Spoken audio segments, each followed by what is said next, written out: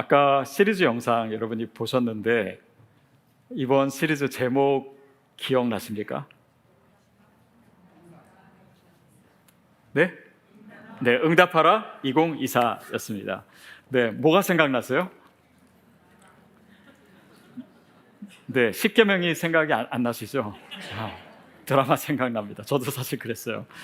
근데 그 드라마 저도 봤는데요. 너무 재밌는 드라마였는데 응답하라 1988도 있고 뭐 94, 97 뭐 여러 개가 있더라고요. 근데 이 영화의 특징이 뭐냐면 사실은 지금이 아니고 뭐 한참 전이잖아요.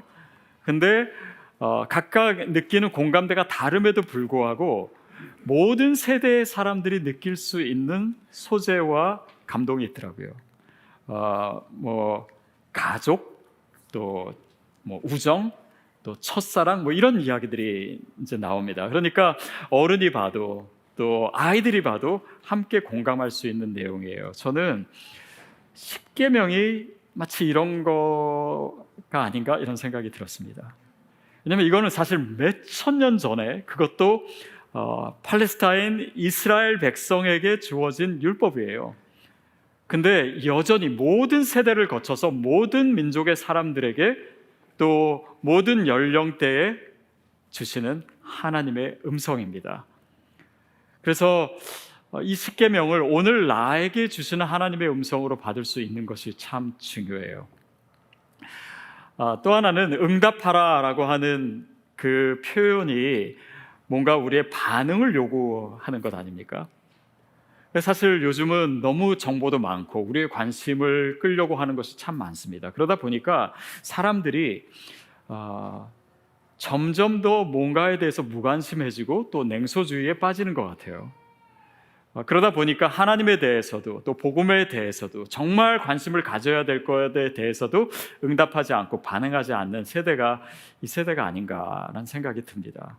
마치 예수님이 표현하신 것처럼 피리를 불어도 춤추지 않고 또 애곡을 해도 애통을 하면서도 가슴을 치지 않는 이런 세대와 같은 우리가 살고 있는 오늘 날들입니다.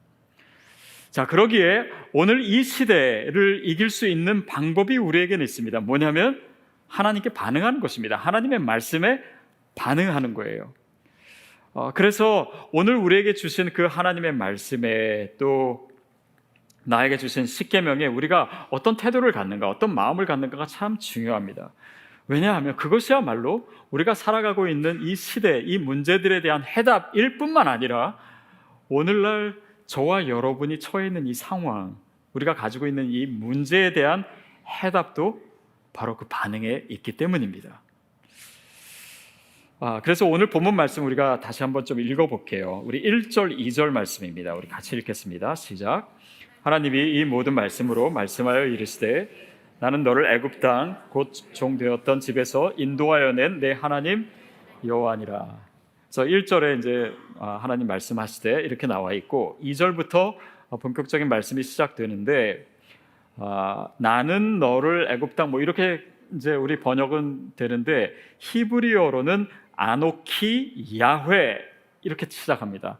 그러니까 뭐냐면 나는 야훼다. 나는 야훼다. 그러니까 하나님이 뭔가 계명을 내리시면서 자기 소개를 하고 계신 거예요. 근데 그것을 어떻게 얘기하고 있냐면 애굽 땅에서 인도하여 낸, 다시 말하면 이스라엘을 구원하신. 그러니까 뭔가 계명을 내리시고 명령을 하시기 전에 구원에 대해서 얘기하고 계십니다. 이것은 굉장히 중요한 의미가 있어요. 왜냐하면 우리가 뭘 해야 될지를 말하시기 전에, 우리가 어떻게 계명을 지키고 어떻게 살아야 되는 그 모든 것을 얘기하시기 전에 나는 너를 구원했다. 내가 너를 사랑하고 내가 너를 구원하고 너는 내 백성이다 라고 하는 얘기를 먼저 하고 계십니다. 그래서 중요한 것은 하나님은 우리가 계명을 잘 지키는가를 보신 다음에 구원하시는 것이 아니에요. 이 사람이 어떻게 사나, 내 말을 잘 따르나, 그것을 다 한 다음에 구원이 아니라 우리를 구원하시고 그 다음에 계명을 지키라고 하십니다. 그러니까 계명은 뭐예요? 율법은 뭡니까? 구원의 조건이 아닙니다. 구원받은 자가 하나님의 백성으로 살아가는 모습, 그것을 위해서 주님께서 계명을 주신 거지요. 그런 의미에서요, 이 십계명 안에 복음이 있습니다. 우리를 무조건적으로 먼저 용납하시고 사랑하시고 구원하신 하나님의 은혜가 이 십계명의 전제가 돼요. 그래서 우리가 십계명을 보면서 먼저 가져야 될 마음은 이거를 또 10개나 되는 걸 또 어떻게 다 지키나, 또 저 목사가 얼마나 우리를 닥달하려나, 얼마나 피곤할까가 아니고, 우리가 죄인임에도 불구하고, 우리가 부족함에도 불구하고 하나님의 구원이라고 하는, 하나님의 절대적인 은혜라고 하는 견고한 터 위에 서 있다라고 하는 믿음의 확신으로부터 출발하는 것입니다. 그래야 이 십계명을 제대로 이해할 수가 있어요. 자, 그 뒤에 또 이런 표현이 붙습니다. 종되었던 집에서 인도하여 낸. 그러니까 하나님의 자신에 대한 소개를 하시면서 내가 너희를 자유케 한 자다, 이렇게 얘기하세요. 그러니까 그런 의미에서 십계명은요, 이스라엘 백성의 정체성을 가르쳐 줍니다. 뭐냐면 너희는 더 이상 노예가 아니다. 너희는 자유인이다. 내가 너희를 자유케 했다. 너희가 노예로서 막 억지로 이것을 지켜야 되는 이런 게 아니라 너희가 자유인으로서 이미 자유케 된 자로 하나님의 백성으로서 이것을 지키면 된다. 그러니까 하나님도 우리를 다루시는 방법이 굉장히 올게닉해요. 그래서 자발적으로 하기를 원하시는 것이 강압적으로 우리를 구속하시면서 하시려고 하시지 않습니다. 그래서 십계명은 우리를 속박하고 억압하는 계명이 아니라 우리를 자유케 하는 계명인 줄 믿습니다. 그래서 우리가 이 계명을 통해서 하나씩 하나씩 우리의 삶으로 스며들게 하면서 내 자신이 어떻게 자유로워지나, 이것을 살펴보는 것입니다. 자, 이스라엘 백성은 400년 동안, 또 400년 이상 노예 생활을 했습니다. 그러니까 그들 가운데 스며들어 있는 이 노예 근성이라고 하는 거는요, 아마 헤아릴 수 없을 만큼 깊이 뿌리 박혀 있었을 겁니다. 한국이 일제 36년을 있었는데 아직도 일본 문화의 잔재가 있습니다. 그런데 이스라엘 백성들은요, 400년, 그러니까 뭐 그런 시대를 경험했다 정도가 아니라 그 문화 속에서 태어난 거예요. 그리고 죽었습니다. 그리고 그것이 계속해서 대물림되고, 그러니까 이 배어있는 이 노예 근성을 어떻게 다룰 것인가, 그것을 위해서, 그것을 없애주기 위해서 하나님께서 십계명을 또한 주신 거예요. 그러니까 뭐 시키는 대로만 하면 먹고 사는데 더 이상의 인생의 꿈이 뭐가 필요하고 또 비전이 뭘 필요한가, 아마 그렇게 생각하는 사람들도 있었을 거고, 자유가 없었지만 자유가 정말 필요한지조차 아마 생각하지 못했을 수도 있습니다. 또 구체적으로 얘기하면 배만 채워준다면 내가 누구를 섬기든 무슨 상관입니까? 이런 생각들을 아마 이스라엘 백성들은 하고 있지 않았을까. 또 우상을 섬기든, 또 내가 뭐 하나님의 이름을 어떻게 부르든, 또 안식일에 쉬든 안 쉬든 그냥 내가 그냥 먹고 사는 게 더 중요하지, 가족을 돌보고, 이런 개념보다는 그냥 그들의 어떤 인간적인 욕구를 채워주는 것, 그것 자체가 인생의 목표가 되어 있는 것, 노예 근성입니다. 더욱이 내가 더 성공하기 위해서라면, 내가 더 많이 갖기 위해서라면 남을 해쳐서라도, 도둑질을 해서라도, 또 거짓말을 해서라도, 남의 것을 빼앗아서라도 그냥 그렇게 살면 되는 거 아닌가. 이게 노예 근성이고, 그렇기 때문에 십계명의 하나하나의 내용은 뭡니까? 그런 노예 근성들을 다루고 있는 거예요. 그러니 그것들을 우리가 말씀으로 살아낼 때 우리가 주님 안에서 정말 자유하게 되는 것이 무엇인지를 알게 되는 것이죠. 자, 그래서 하나님이 주신 자유함을 여러분이 기대하셨으면 좋겠습니다. 여러분, 우리가 묶여있는 것은 무엇인가? 우리가 노예된 것은 무엇인가? 혹시라도 정말 부지부식간에 이 자본주의 세대에 살다 보니까 돈의 노예가 되어 있지 않은가? 죄의 노예가 되어 있지 않은가? 욕망의 노예가 되어 있지 않은가?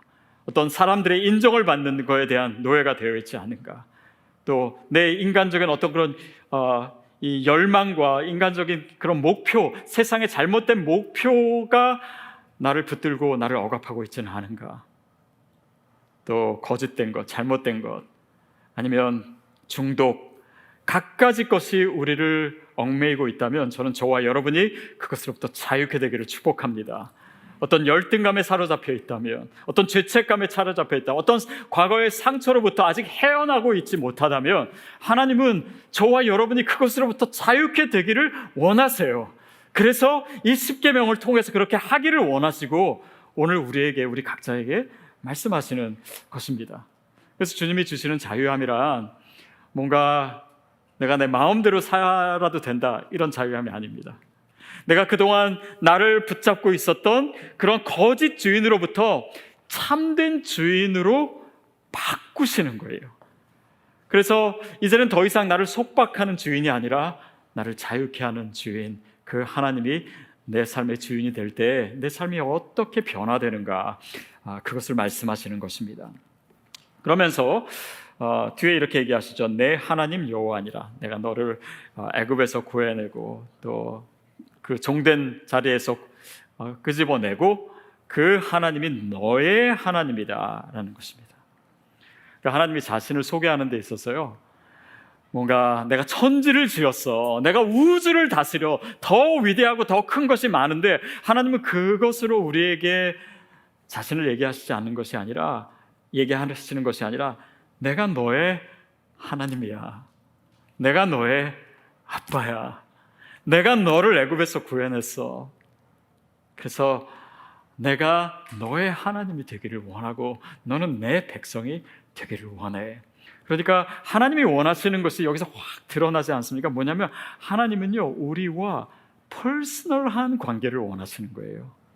우주적인 하나님으로, 그런 인류와 역사를 다스리시는 그 하나님이시기 전에 나는 너의 하나님이기를 원해. 난 너와 그런 개인적인 인격적인 관계를 갖기를 원해.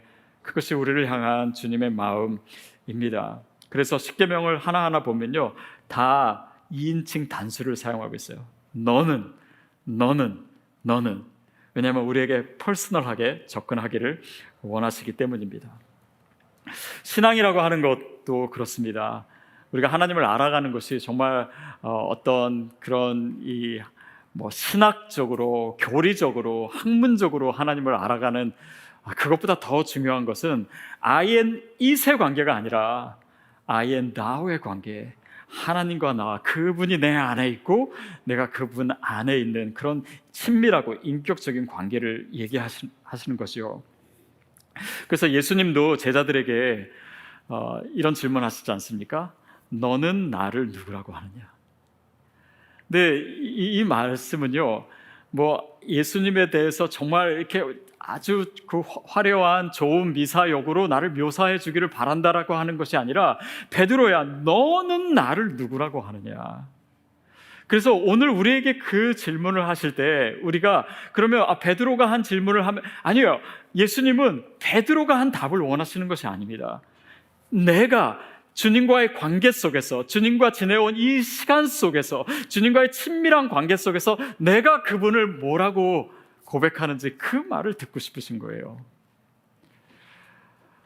시드교회 이제 처음 초창기 때 저희 교육자 몇 분이랑 같이 이제 가족이랑 아내들이랑 다 같이 수련회를 간 적이 있습니다.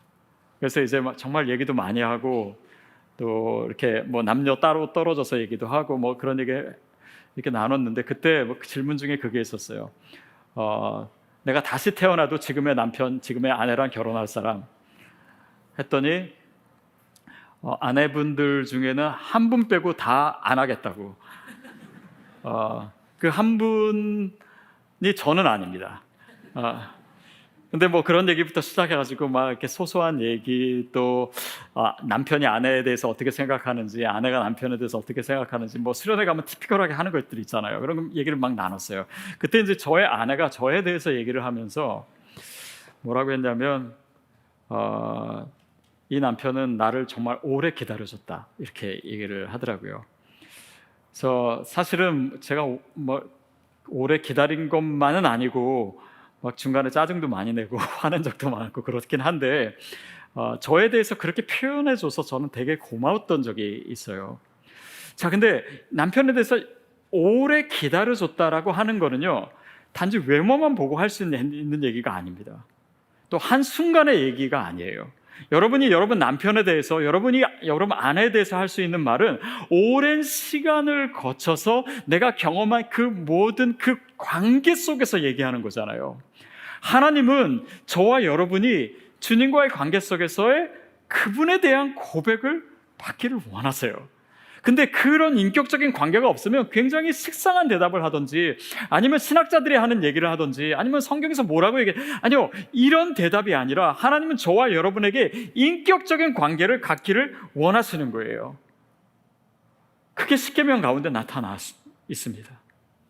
자, 천지를 지으신, 우주를 다스리시는 그 하나님과의 인격적인 관계라, 여러분, 이 말도 안 되는 이 신비는 십자가를 통해서만 이루어질 수 있는 것입니다. 무슨 말이냐면 하나님께서 아들 예수 그리스도를 우리에게 보내셨어요. 그런데 그분이 인류의 죄를 위해서, 물론 맞지만 예수를 믿는다는 것은 뭐냐면 그분이 나를 위해서 오셨구나. 그분이 십자가에 달려 죽으신 것이 내 죄 때문에 죽으셨구나. 이것을 단지 공식으로, 단지 이론적으로가 아니라 내 가슴으로, 내 영혼으로 그것을 깨닫는 것을 하나님과의 인격적인 만남이라고 하는 이유가 바로 그것입니다. 왜냐하면 그러지 않고는 하나님의 음성이, 이 성경 말씀이요, 하나님의 음성으로 들리질 않아요. 하나님께서 나에게 뭐라고 말씀하시는지, 또 특별히 이 십계명 이 하나하나의 구절도 나에게 하시는 하나님의 음성으로 들리지가 않습니다. 왜냐하면 이것은 인격적인 관계 속에서만 하나님의 음성이 되기 때문이에요. 그래서 많은 분들이요, 이렇게 하나님의 말씀을 묵상할 때 어디까지 하냐면 이 말씀이 무슨 뜻이지? 라고 하는 것을 이해하면 내가 묵상했다고 생각해요. 근데 그거는 사실은 공부한 거지 묵상한 게 아닙니다. 그 묵상한 것은 뭐냐? 오늘 이 설교가, 아니면 여러분이 성경 통독한 것이, 나에게 주어진 말씀이 오늘 나에게 하나님께서 뭘 말씀하시나, 그 음성을 듣는 것입니다. 그래서 제가 여러분에게 송구하신 예배 때 이걸 드린 거예요. 예배 못 오신 분들은 끝나고 나가시면서 하나씩 받아가시고요. 그리고 온라인 교인들은 저희가 보내드리도록 하겠습니다. 여기 뭐라고 써 있습니까? eat라고 써 있잖아요. 그래서 여러분이 먹을 때마다, 식사할 때마다 이걸 떠올릴 수 좋고, 또 말씀을 읽을 때마다, 저는 이거를 제가 성경 읽는 그 책상이 있어요. 조그만 그 옆에다가 이렇게 놨어요. 그래서 말씀 읽을 때마다 이걸 떠올리고, 그래서 어떻게 engage with scripture, 하나님의 말씀과 내 삶을 어떻게 연결시키지? 어떻게 그 말씀을 내가 묵상하지? 어떻게 이걸 내 삶에 적용하고 내가 살아낼 수 있지? 이것을 계속해서 생각하기 위함입니다. 자, 근데 이 engage with scripture는 뭐냐면 말씀을 그냥 듣는 것이 아니라, 예전에 eat를 설명할 때 이미 말씀드렸죠. 이거는 먹는 것입니다. 씹는 거예요. 이렇게 씹어서 단물이 나올 때까지 계속해서 묵상하는 것입니다.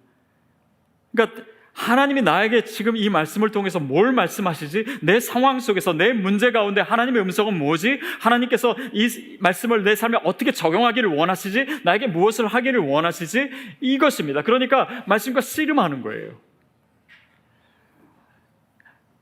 MC 모임할 때 두 가지 질문을 나누는 이유가 바로 여기에 있습니다. 우리가 어떻게 뭘 적용했고 뭘 실천했고 얘기하는 것도 중요합니다. 그런데 더 중요한 것이 있어요. 그 문제의 의도는 뭐냐면, 내가 이번 주에 이렇게 성공적으로 살았다. 아니요, 우리는 다음 주에 또 실패할 수도 있는 존재입니다. 그러나 그것이 성공이든 실패하든 내가 이 말씀을 곱씹고 이 말씀을 살아내기 위해서 묵상하고 고민하고 씨름하는 그 과정, 이 과정을 통해서만 이 말씀이 나에게 스며들게 되어 있고, 그럴 때 이 말씀이 하나님이 나에게 해주시는 음성이 되기 때문이에요. 그래서 이거를 씹으셔야 됩니다, 여러분. 많은 분들이 설교를 들을 때도, 말씀을 읽을 때도 씹지 않고 그냥 넘겨요. 그러니까 이게 소화가 안 되는 거예요. 내 피와 살이 되지 않는 것입니다. 그러니까 체하게 되는 거예요. 근데 어떤 분들은 이게 훈련이 안 돼 있기 때문에 그냥 뭘 하라고 좀 가르쳐주면 되는데 그게 아니고 내가 고민해야 되니까 이게 힘든 거예요. 근데 이것은 어려운 것이 아닙니다. 이건 꼭 신학을 공부해야 되는 것이 아니에요. 하나님 나에게 뭘 말씀하시지? 근데 그거 없이 그냥 이유식만 먹으려 하면 어린아이 상태로 머무는 것입니다. 신앙생활을 10년 하고 20년 해도. 그러니까 이 말씀을 많이 듣고 설교도 많이 듣고 설교도 비판할 줄도 알고 다 아는데 말씀을 살아내는 건 안 한 거예요. 이거는 시드교회 교인이기 때문에 하는 것이 아닙니다. 우리가 크리스찬이기 때문에 하는 거예요. 우리의 신앙생활에 이거 이상이 있나요? 이거 외에 다른 것이 있나요? 하나님이 계시로서 이 말씀을 주셨고 계시로서 예수 그리스도를 우리에게 주셨고 그것을 받은 우리가 그것을 씹어 먹음으로 반응하는 거, 응답하는 거, 그게 신앙생활이지 않습니까? 그것으로 인해서 우리가 변화되는 것이고. 그런데 이게 스며들고 씹는 게 없으니까요, 교회에서 뭐 하라면 해요. 그런데 겉사람만 변화되는 거예요. 내 속사람이 변화되지 않은 것입니다. 저는 목사들이 갖는 가장 큰 두려움이 그거라고 생각해요. 목회를 했는데 나중에 성도님들을 정말 그 교회 평생 다니고 했는데 돌아보니까 이게 진짜 신앙이었는지 잘 모르겠는 거예요. 그렇다면 그 목회는 무엇이고 그 목사의 인생은 무엇이고 다른 걸 뒤로하고 하나님 일을 하겠다고 하는 그 인생의 가치는 다 없어져 버리는 것입니다. 근데 그것은 신앙인 여러분의 질문이기도 하지 않습니까? 내가 신앙생활을 해왔는데 진짜로 해왔는가? 진짜 하나님의 말씀을 내가 정말 수없이 듣고 설교도 듣고 했는데 내 삶에 그런 말씀이 싹이 나고 잎이 나고 열매를 맺고 있는가? 하나님의 말씀이 나에게로 말씀하시는 그 음성으로 들을 때만 가능한 것입니다. 십계명도 바로 그것이에요. 자, 그래서 우리가 이 전제를 가지고 오늘 1계명에 들어가야 됩니다. 우리 3절 말씀 같이 읽겠습니다. 시작. 너는 나 외에는 다른 신들을 내게 두지 말라.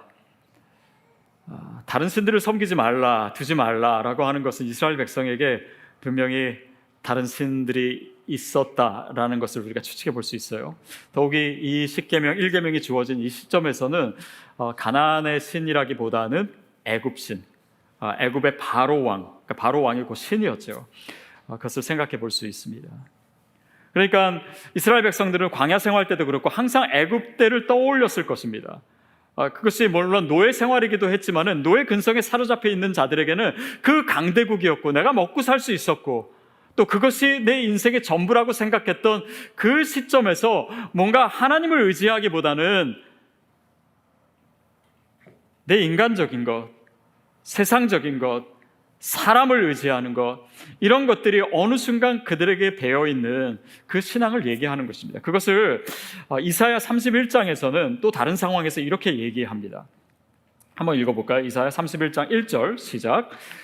도움을 구하러 애굽으로 내려가는 자들은 화 있을진저 그들은 말을 의지하여 병거의 많음과 마병의 심히 강함을 의지하고 이스라엘의 거룩하신 이를 앙모하지 아니하며 여호와를 구하지 아니하나니 도움을 구하러 애굽으로 내려가는 자는 화 있을진저.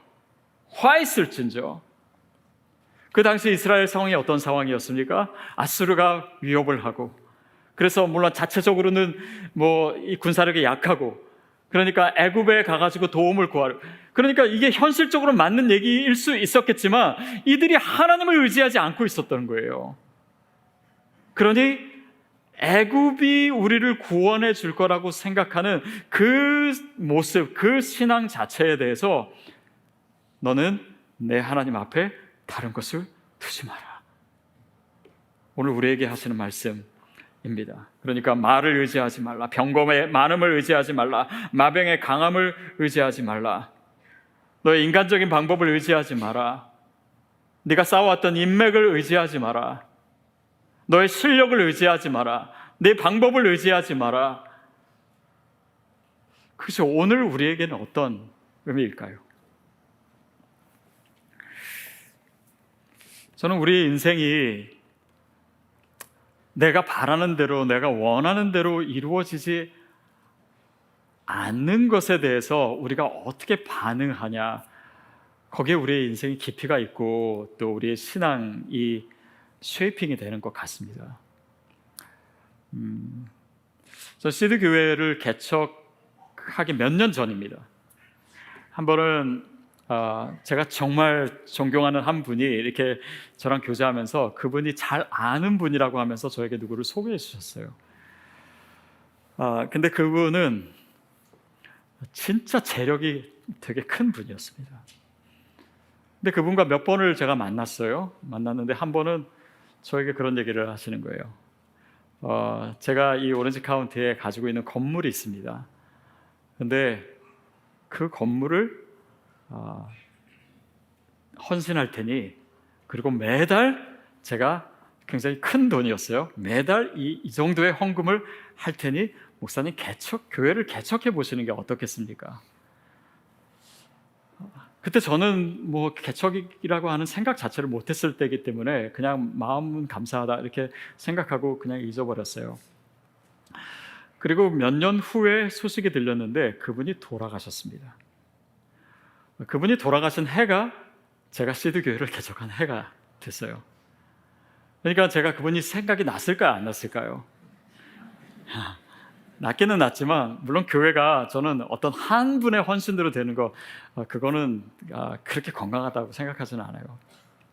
근데 그 시점 자체가 저한테는 의미가 있습니다. 왜냐하면 하나님이 제가 누군가를 의지하는 것을 원치 않으셨던 거예요. 교회가 시작되고 1년이 있고 교회가 활성화되고 성장하기 시작할 때 팬데믹으로 인해서 교회가 문을 닫았습니다. 이건 또 뭔가요? 저에게 그런 질문이 들었습니다. 많은 사람들이 뭔가 이렇게 기대를 가지고 이 패턴대로 또 이렇게 하면은 뭔가 되겠지라고 하는 그 생각 자체가 하나님을 의지하지 못하게 합니다. 하나님이 또한 그것을 가르쳐 주세요. 내가 의지했던 사람들, 내가 의지했던 어떤 것, 그것이 내가 의지하는 대상이 되지 못하도록 하시는 이 사건 자체가 저와 여러분에게 은혜로 여겨지게 되기를 바랍니다. 왜냐하면 이것이 1계명이기 때문이에요. 나 외에는 다른 신들을 내게 두지 마라. 아까 우리가 읽었던 이사야 31장 1절이었고 3절에 뭐라고 나와 있냐면 이렇게 나와 있습니다. 같이 읽어볼까요? 시작. 애굽은 사람이요 신이 아니며 그들의 말들은 육체요 영이 아니라 여호와께서 그의 손을 펴시면 돕는 자도 넘어지며 도움을 받는 자도 다 함께 멸망하리라. 애굽은 신이 아니다, 사람이다. 이 말은 뭐니까 너의 믿음의 대상이 될 수 없다. 너의 믿음의 대상은 오직 나야. 내가 너를 도와줄 수 있어. 그들이 아무리 말을 많이 가지고 있고 군대가 강하다고 해도 여호와께서 손을 폈으면 그들은 한순간에 다 넘어져. 그런 자들을 풀은 마르고 꽃은 시드는데 오직 하나님의 말씀을 의지해야 돼. 선지자는 그것을 외치고 있는 것입니다. 십계명은 바로 그것을 우리에게 가르쳐줘요. 그래서 어떻게 하면 우리가 하나님을 의지하고 우리가 하나님만을 믿을 수 있을 것인가? 거기에는 크게 두 가지 우리가 기억해야 될 것이 있습니다. 먼저는 인간적인 목표를 내려놔야 돼요. 많은 분들이 착각합니다. 인간적인 목표는 그대로예요. 내가 남들보다 더 많이 갖기를 원하고 더 성공하기를 원하고 내가 하는 일, 내 자녀 다 거기 머물러 있어요. 그걸 가지고 방법만 은혜로운 방법으로 하려고 그래요. 내가 이걸 위해서 기도하고 내가 이걸 위해서 금식하고 내가 위해서 주님 섬겼는데, 근데 그렇게 안 되면은 이게 이해가 안 되는 거예요. 그러니까 하나님으로부터 오히려 더 멀어지는 것입니다. 우리의 목표 자체가 하나님의 뜻에 부합된다. 이것은 우리가 하나님 앞에 나아가며 그분의 음성을 듣고 하나님께서 내 삶을 통해서 뭘 원하시는지 우리가 날마다 귀 기울이는 작업 없이는 우리는 어느 순간 이 시대에 이 다른 사람들이 가지고 있는 그런 모방적 욕구를 통해서 내 목표를 설정하게 돼요. 그런데 우리는 늘 생각합니다. 내가 신앙생활을 열심히 하는데 안 됐다고. 그래서 하나님이 나를 사랑하시지 않는 것 같다고. 하나님께 매여 있는 게 아니라 그 목표에 매여져 있어요. 그래서 정말 주님만을 의지한다라고 하는 것은 그런 하나님의 목표가 아닌 것들을 내려놓는 작업을 통해서 이루어지는 것입니다. 사랑하는 여러분, 저와 여러분의 목표가 하나님이 되기를 축복합니다. 그분의 뜻이 되기를 바라요. 먼저 그의 나라와 그의 의를 구한다라고 하는 것이 의미입니다. 그러니까 우리가 기도해서 하나님의 응답하셔도 너무 감사하고, 혹시라도 이 응답이 지연되거나 아니면 내 뜻대로 이루어지지 않는다고 해도 하나님은 내 삶을 최선으로 이끄시고 더 가치 있는 것을 주실 것을 내가 분명히 알기 때문에 우리가 그거로부터 자유해질 수 있는 것입니다. 그러니까 자유하다라고 하는 것은 내가 노예된 어떤 그런 구원을 받았으니까 거기서 내 영혼이 자유하다 뿐만 아니라 내 삶의 이 모든 전반에서 그 자유함을 누리는 거예요. 하나님의 뜻 안에 있기 때문입니다. 그것이 구원받은 자의 증거입니다. 왜냐하면 하나님이 우리 삶의 궁극적인 해답이 되시기 때문에, 그분만이 구원을 베푸시기 때문에, 그분만이 나를 자유케 하시기 때문이에요. 두 번째는 인간적인 방법을 내려놓는 것입니다. 사람을 의지하고 내 방법을 의지하는 사람에게는 답이 없습니다. 우리가 지금 닥쳐있는 그 문제는 어떻게 보면 해결될 수는 있을지도 몰라요. 그러나 그렇다고 우리 인생의 문제가 해결되는 것은 아닙니다. 하나님을 만나지 않고는 내가 변하지 않아요. 주님 안에 거할 때만이 그 답을 진정으로 찾게 됩니다. 그러니까 하나님만이 나의 구원 되신다.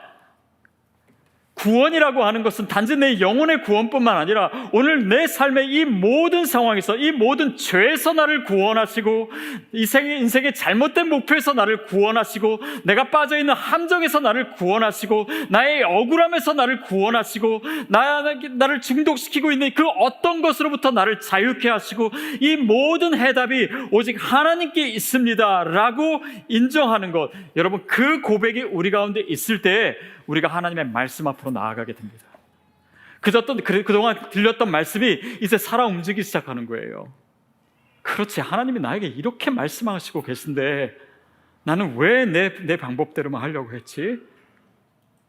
그리고 주님의 말씀에 순종하며 하나씩 문제를 해결해 나갈 때 저는 우리가 상상할 수 없는 방법으로 하나님께서 그 문제를 해결해 주신다고 저는 믿습니다. 그것이 믿는 사람이 살아가는 방식이에요. 우리가 매일매일 말씀을 읽고 살아내야 되는 이유도 그것입니다. 그래야 하나님이 내 삶에 살아계시는구나. 그리고 내 믿음이 움직이기 시작하고 내 믿음이 살아나기 시작하고 성장하게 되는 것이기 때문입니다. 오늘 일계명에서 주님이 이렇게 말씀하십니다. 나 외에는 다른 신들을 내게 두지 마라. 사랑하는 여러분 이 계명에 응답하셔야 됩니다. 어떻게 응답할까요? 그래서 이 말씀을 묵상하십시오. 한 주 동안 묵상하십시오. 그리고 주님께 구하십시오. 성령님께 물어보세요. 그리고 이 말씀대로 살 수 있는 능력을 구하십시오. 그리고 take action, 그 말씀을 적용하고 실천하십시오. 그 다음에 share, 나누세요. 지금 MC 방학이니까 못 나누신다고요? 가족이랑 나누십시오. 전화 걸어서 우리 MC 리더분이랑 나누세요. 문자로 나누십시오. 매일매일 이렇게 주님의 말씀과 호흡하는 가운데 어느 순간 내 삶에 하나님께서 하나님 되시고 내 영혼이 자유해지고, 그리고 내가 정말 구원받은 자로서 살고 있구나, 이 십계명이 정말 내 귀에 실제로 들리는 그런 믿음의 삶이 되기를 주님의 이름으로 축복합니다.